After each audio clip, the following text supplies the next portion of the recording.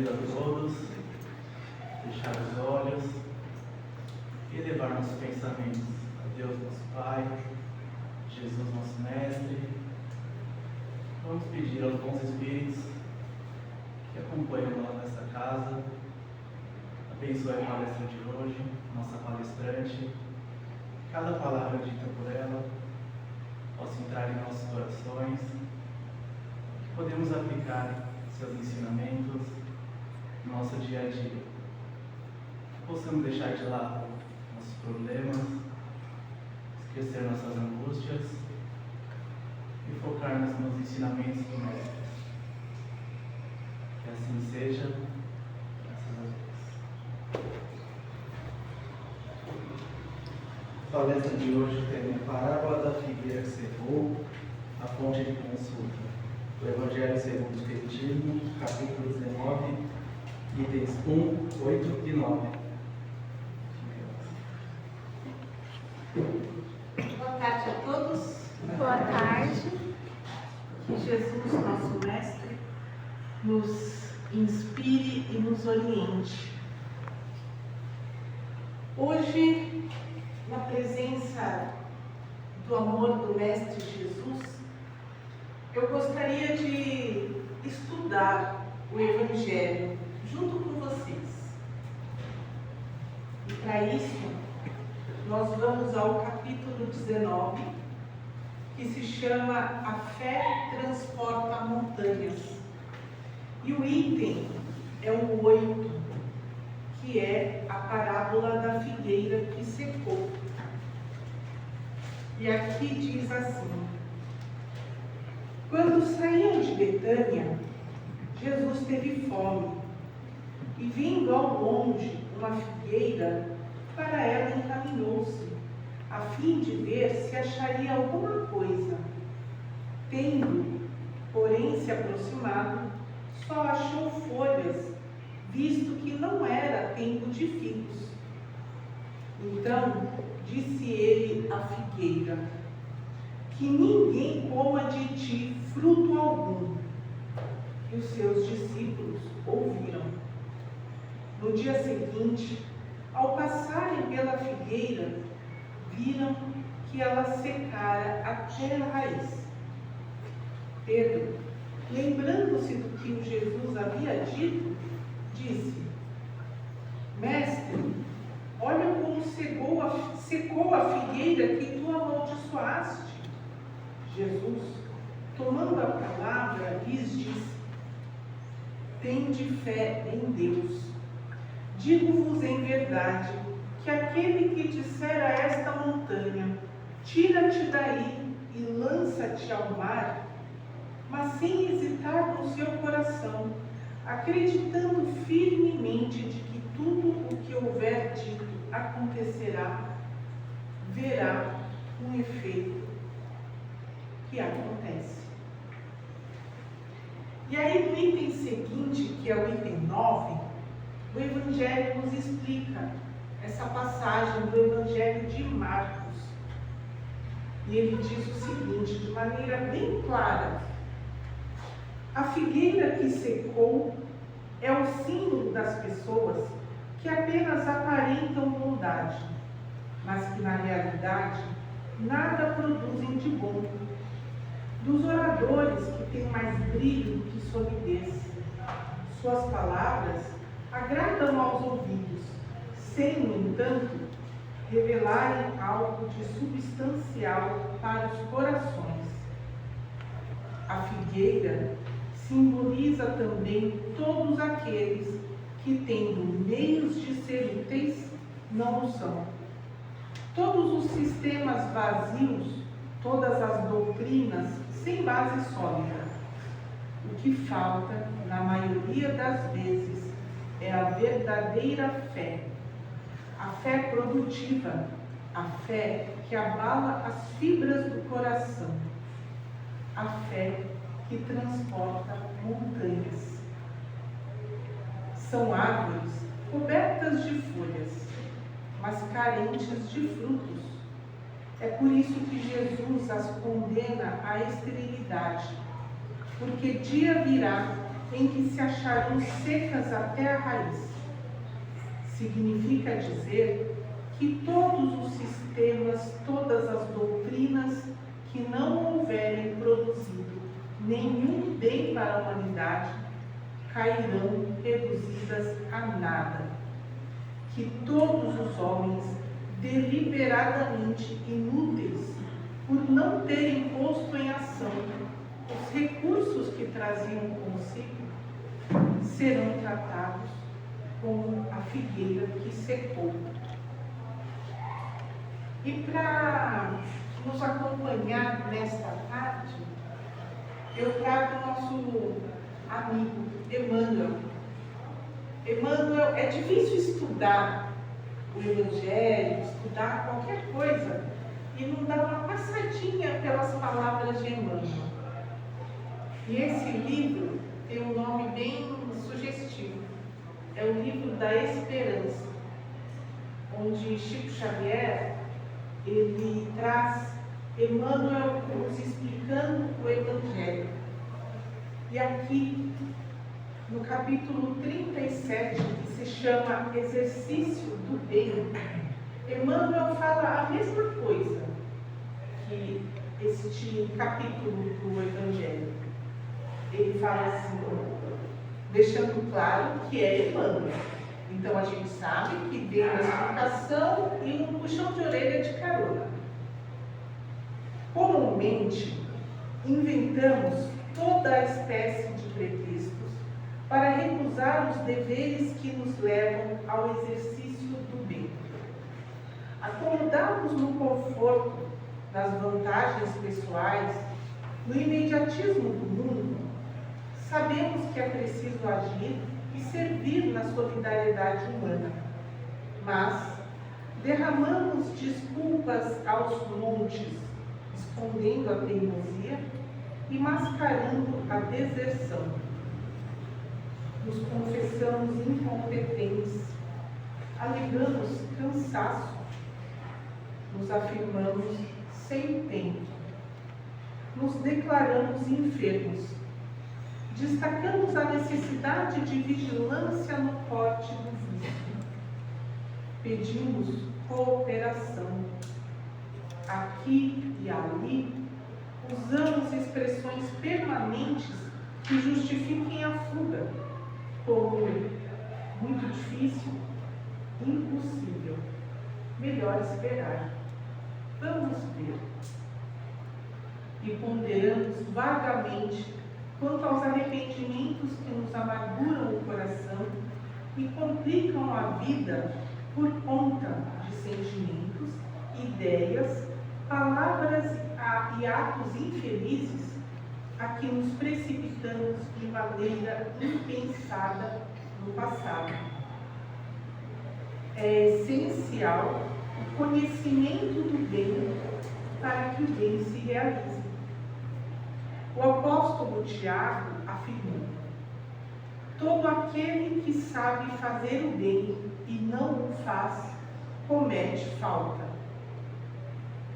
E 19 séculos depois, os espíritos que supervisionaram a obra de Allan Kardec explicam na questão 642 do Livro dos Espíritos: cumpre ao homem fazer o bem no limite de suas forças, porque responderá pelo mal que resulte do bem que deixou de fazer.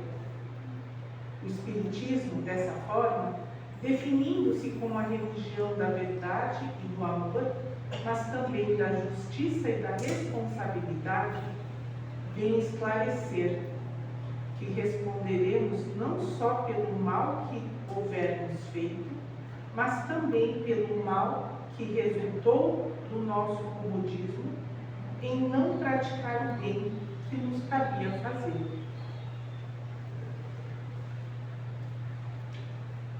Como disse Emmanuel, é preciso conhecer o bem para fazer o bem. É por isso que hoje nós vamos estudar essa passagem do Evangelho, para entender qual é o nosso papel, E depois de passada o Evangelho, um pouco de Emmanuel, eu convido todo mundo a refletir.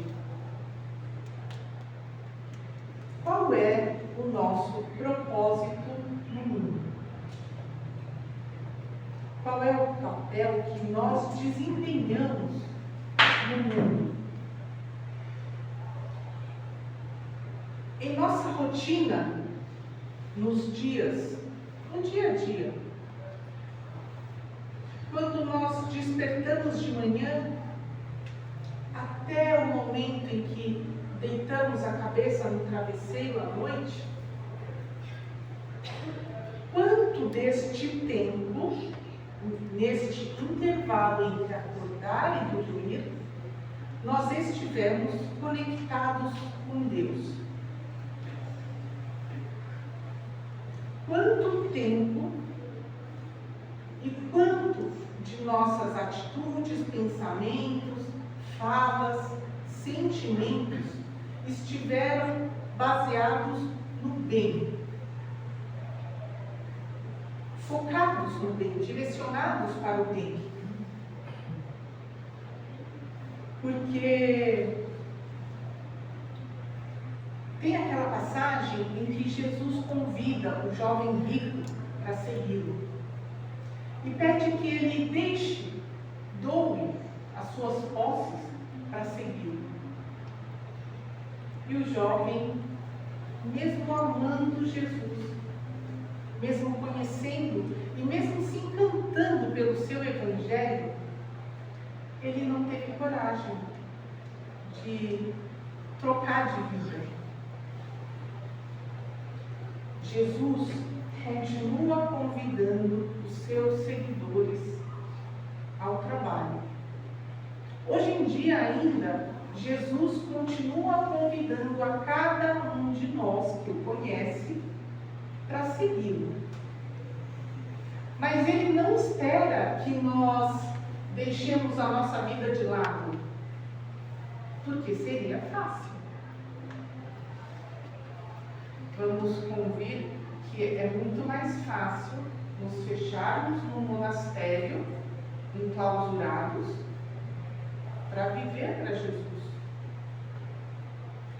Não precisamos trabalhar, não precisamos nos relacionar com os familiares difíceis, as picuinhas do dia a dia ficam longe. Não é isso que Jesus pede. Hoje, no mundo de hoje, e para nós,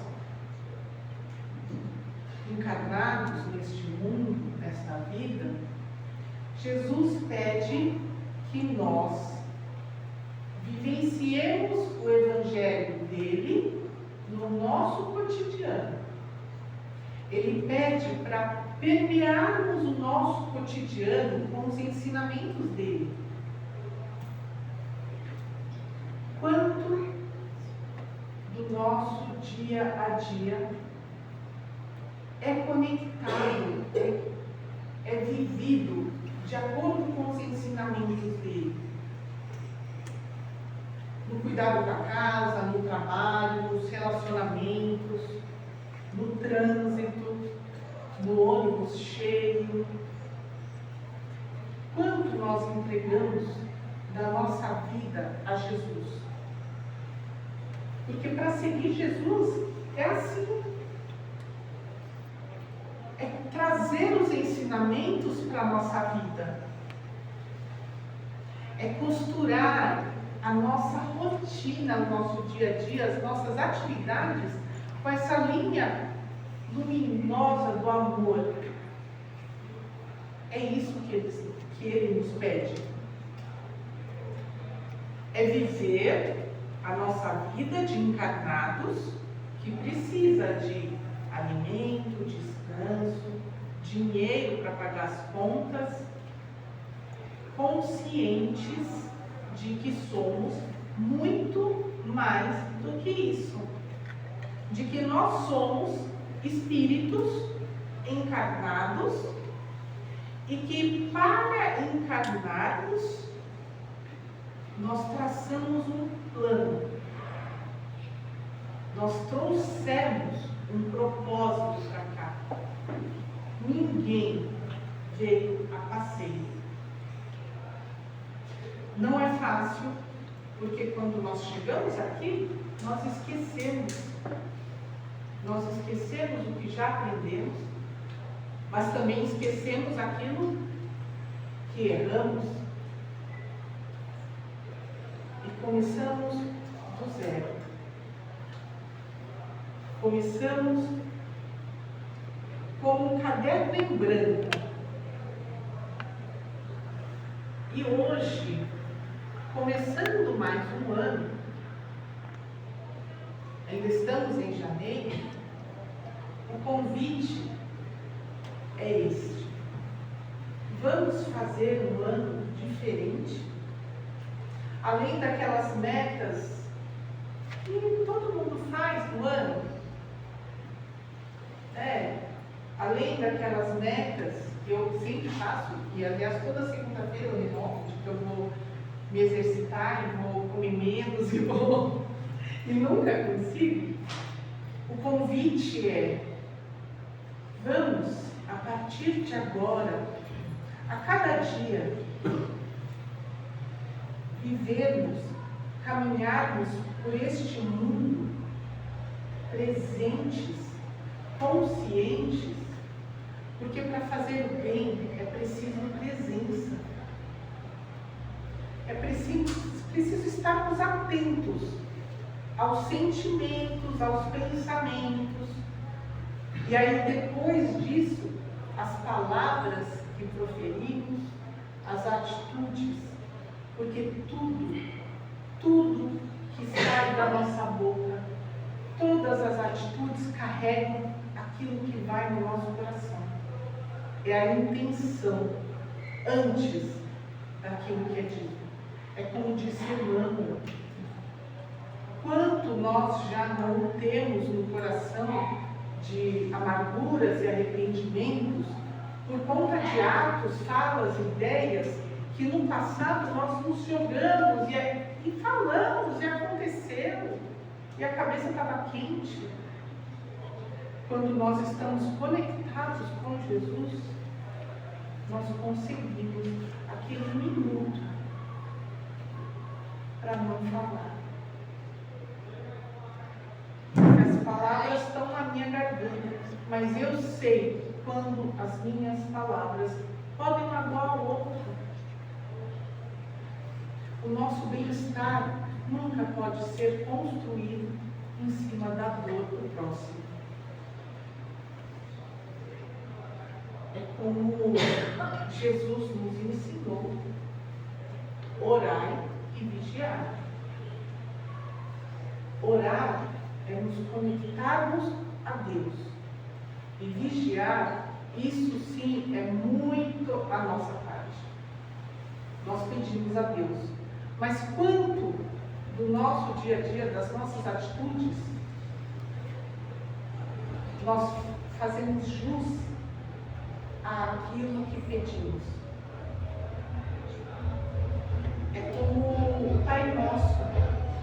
A oração do Pai Nosso, que todo mundo ele conhece, ela diz: perdoai-nos assim como perdoamos àqueles que nos fizeram mal.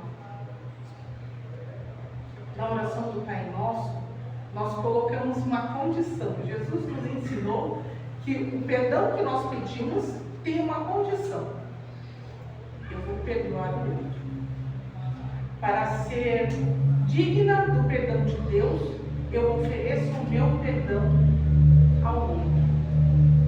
Porque como eu Deus, que é um Pai misericordioso, Ele nos criou todos iguais, simples e ignorantes. E nessa jornada do Espírito, nós recebemos também uma capacidade ilimitada de evoluir, de melhorar, de desenvolver dentro de nós a capacidade que Ele nos deu de de amar.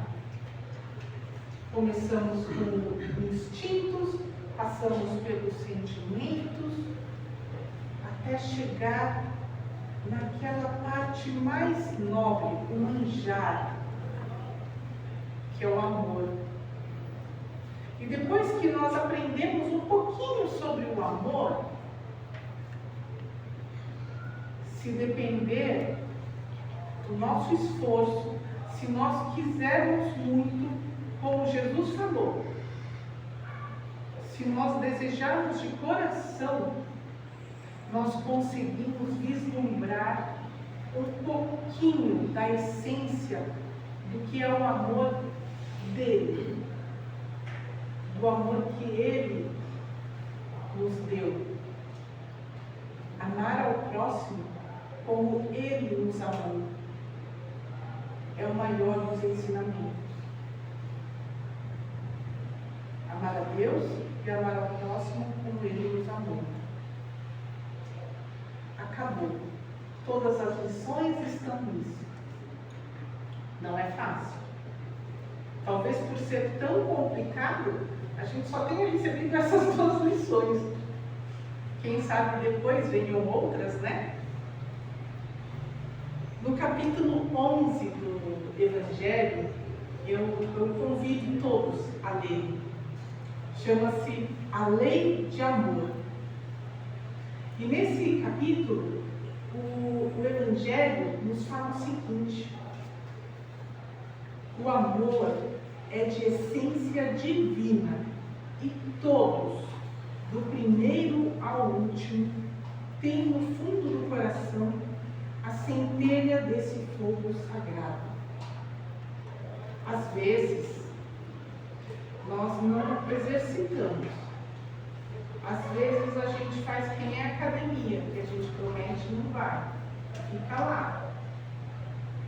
Mas todo mundo, no dia que decidir que eu vou desenvolver esse sentimento, essa capacidade, eu vou soprar essa centelha,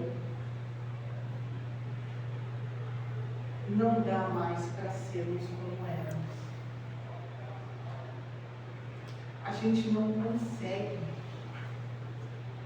porque essa centelha nos incendeia. Jesus, ele nos entregou uma semente. E ele pede que esta semente, ela seja plantada pelo caminho, pelo nosso caminho, por onde nós trilharmos. Ele pede que não guardemos o talento. Ele nos pede para usarmos isso. E aí, então, quando nós semearmos pelo caminho, é um trabalho coletivo. Porque eu vou cuidar não só das sementes que eu plantar, mas eu vou cuidar, regar, eu vou me tornar responsável por todas as pequenas mudas divinas que eu encontrar no meu caminho. Do mesmo jeito que outros que virão depois de mim neste caminho vão usufruir das árvores que eu plantar, eu vou cuidar de sementes e árvores que outros plantaram. Mesmo quando o terreno for árido, mesmo durante tempestades, mesmo quando olharmos em volta e ninguém mais estiver cuidando dessas plantas, Jesus confia que nós, trabalhadores leais e dedicados, façamos um pouquinho de dividamos um pouquinho do nosso tempo para cuidar dessas árvores, para garantir que estas árvores não tenham só folhas, que elas tenham frutos. Porque se nós dermos um pouquinho do que Ele nos deu, eu garanto que nós encontraremos doces frutos quando estivermos famintos nesta jornada. E aí, eu convido a todos para que neste exercício, ao longo deste ano, façamos o exame de consciência como Santo Agostinho fazia. Ao final do dia, antes de descansarmos,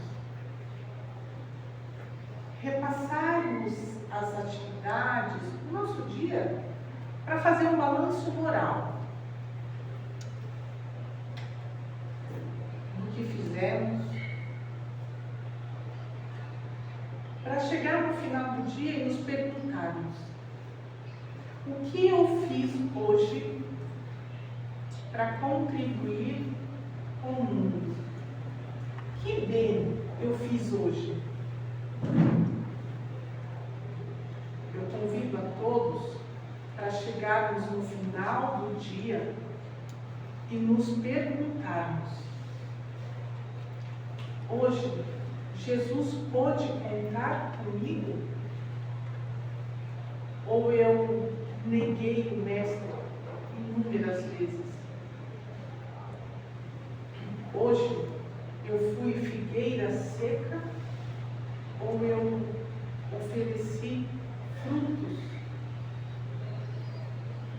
àqueles que precisaram? Jesus não julga.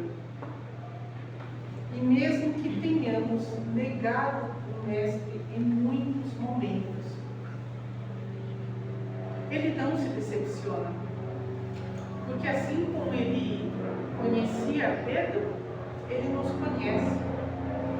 E por nos conhecer e saber da nossa capacidade, Ele não tem expectativas. Ele sabe. E Ele espera.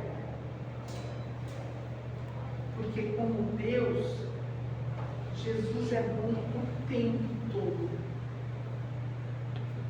Por isso, nós temos a responsabilidade de, pelo menos, tentarmos ser bons quando nos lembramos. Durante o nosso dia, durante as nossas atividades, Jesus é paciente. Mas fica uma pergunta: quando nós vamos despertar? Quando nós vamos aceitar o convite e seguir? Todos os dias Ele nos pede. E quando nós o chamamos, Ele sempre vem para perto de nós. Eu gosto muito de repetir uma coisa que eu ouvi uma vez e me conforta muito.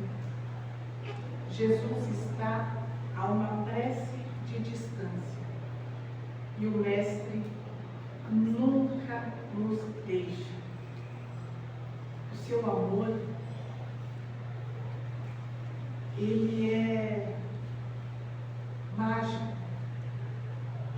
Ele está no sorriso, Ele está no pensamento de conforto que nós direcionamos a alguém.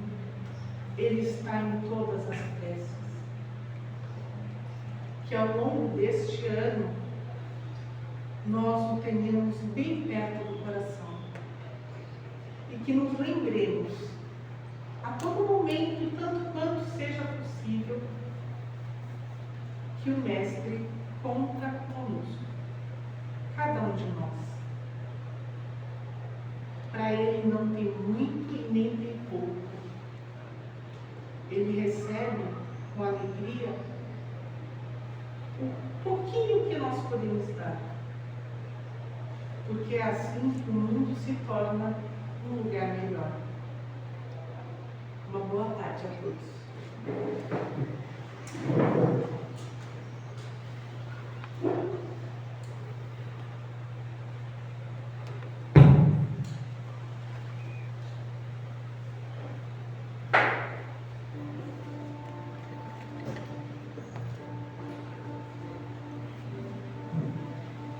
Convido a todos mais uma vez, fechar os olhos e agradecer. Agradecer por todo o Evangelho de luz, de amor, que nos foi passado nessa tarde. Possamos retornar aos nossos lares, carregando toda essa bondade, toda essa paz. Podemos levar aos nossos familiares, ao nosso lar, toda essa luz que foi nos dada hoje. Vamos agradecer